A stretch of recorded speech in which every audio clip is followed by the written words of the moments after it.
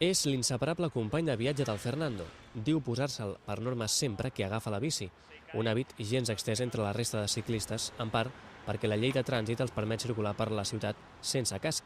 Qui sap, però, si els usuaris del bicing seran els primers en haver-lo de dur. Pel conseller Saura és una possibilitat, però per les entitats amigues del pedal seria un pal més a les rodes en la promoció de la bici a Barcelona.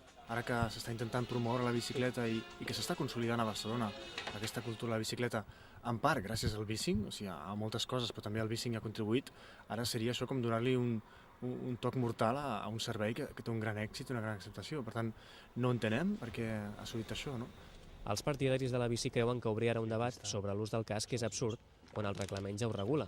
A més, demanen al govern que si vol contribuir a millorar la seguretat dels ciclistes, ho faci fomentant l'educació vial, per exemple, entre els conductors de cotxe. Malauradament la bicicleta ja s'està semblant al futbol. Tothom creu que entén i tothom vol ser entrenador. I els conductors de vehicle motor no saben les normatives de la bicicleta i opinen, però és que opinen quan estan conduint. I t'adalanta un conductor, té allà a un pam que t'està gairebé tirant, t'obre la finestreta i te comença a dir què fas que no portes el casc, què fas que no portes un xaleco, què fas que no sé què, què fas que no sé quantos. Escolta, fica't en el teu, perquè és que a més estàs dient barbaritats. En cas que la Direcció General de Tráfico proposés un canvi a la normativa, l'Ajuntament assegura que ho acataria com la resta de ciutats.